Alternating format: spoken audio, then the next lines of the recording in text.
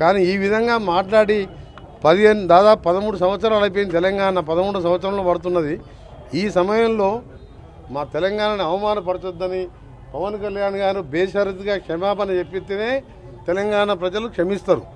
నైజాంలోనే Chiranjeevi family సినిమాలు ఎక్కువగా వాడుతుంటాయి. వాళ్ళే ఇప్పుడు దానికి క్షమాపణ చెప్పకపోతే ఎవ్వరు కూడా చిరంజీవి గారికి సంబంధం లేదు. Chiranjeevi is a super man. ఆయన ఎప్పుడు కూడా వివాదాలకు దూరంగా ఉంటారు. కానీ పవన్ కళ్యాణ్ కొత్తగా రాజకీయాలకు వచ్చి డిప్యూటీ సీఎం కాగానే తెలిసి తెలియకనే మాట్లాడిండో, మరి కావాలని తెలంగాణ వాళ్ళని అవమానపరచాలనుకుండో ఏమనుకుండో, కానీ దానికి క్షమాపణ చెప్తే కనీసం ఆయన సినిమా 1-2 రోజులన్నా ఆడుతుంది. చెప్పకపోతే ఎక్కడ కూడా తెలంగాణ థియేటర్లలో సినిమాలు రిలీజ్ కావు. సినిమాటోగ్రఫీ మినిస్టర్గా నేను చెప్తున్నా ఈ మాట.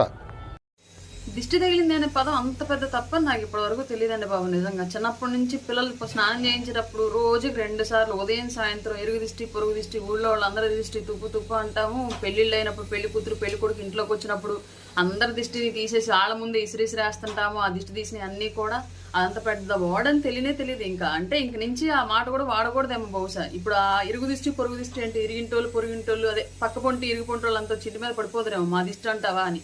ఊరోళ్ళంతా వచ్చి పడిపోదురేమో. నీ బిడ్డని ఇంట్లోంచి బయటికి రానియం, 2 అడుగులు కూడా వేయనియం, మా వీధులు ఎలా నడుస్తాడు, మా ఇంటి ముందు ఎలా నడుస్తాడని చెప్పేసి అందరూ వచ్చేస్తారేమో. బాబోయ్ నాకు తెలియదు ఇన్ని రోజుల నుంచి, మా తాతల నుంచి మా నాయనమ్మల నుంచి ఆ దిష్టి అనే పదం అంత పెద్ద వర్డ్ అని, దాన్ని పెద్ద పెద్ద నాయకులు కూడా వచ్చి మీడియాల ముందు సవాళ్లు విసిరి ఛాలెంజ్లు చేసేటువంటి అంత పెద్ద వర్డ్ అని తెలియక ఇన్ని రోజులు వాడుతూ ఉన్నాం తెలుగు రాష్ట్రాల్లో అమ్మలక్కలం అందరం కూడా.